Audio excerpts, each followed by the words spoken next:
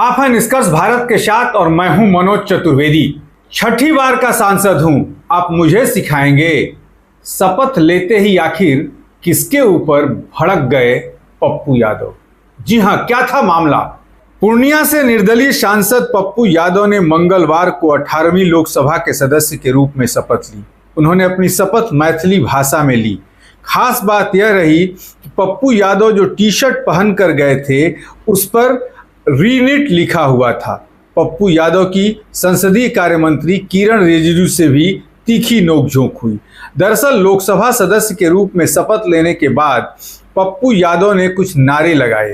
उन्होंने कहा, रीनिट, बिहार के लिए विशेष दर्जा, सीमांचल जिंदाबाद, मानवतावाद जिंदाबाद, भीम जिंदाबाद और संविधान जिंदाबाद। इसी दौरान सामने बैठे संसदीय कार्य मंत्री किरण रिजिजू ने उनको टोक दिया।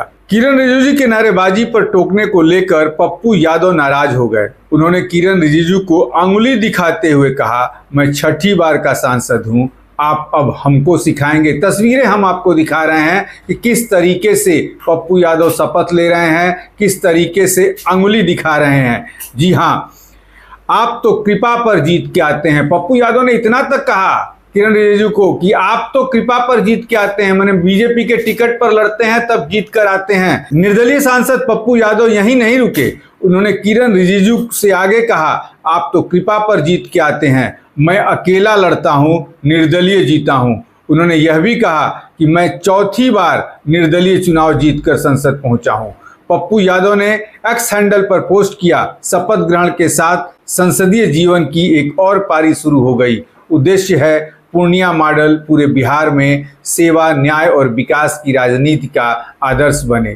शपथ ग्रहण के दौरान रीनीट का डिमांड किया और बिहार को विशेष दर्जा देने की बात दोहराई। पप्पू यादव ने जो कहा था वो हम आपको सुनवा देते हैं, लेकिन पहले बता दें पप्पू यादव ने क्या नारे लगाए थे। वो भी लोकसभा अध्यक्ष के आसन के सामने से उन्होंने कहा कि प्रणाम पूर्णिया, जोहार पूर्णिया, संसदीय जीवन की एक और पारी शुरू हो गई। उद्देश्य है पूर्णिया मॉडल पूरे बिहार में सेवा, न्याय और विकास की राजनीति का आदर्श बने। तमाम तस्वीरें आपने देखी, लेकिन पप्पू यादव ने अंगुली दिखाते हुए किरण रिजिजू को तो धमका ही दिया, एक तरह से कह लीजिए कि आप मुझे मत सिखाइए, आप कृपा पर जीत के आते हैं, मैं निर्दलीय जीत के आया हूं, वो भी चौथी बार। और ये वास्तव में एक बहुत बड़ी बात है कि पप्पू यादव हमेशा लड़ाई लड़ते रहे पूर्णिया के लिए, सीमांचल के लिए, और इसलिए ही इस बार जनता ने, भाजपा और एनडीए ने अपनी पूरी ताकत वहां झोंक दी थी। प्रधानमंत्री से लेके गृह मंत्री और रक्षा मंत्री तक वहां चुनाव प्रचार के लिए गए थे, लेकिन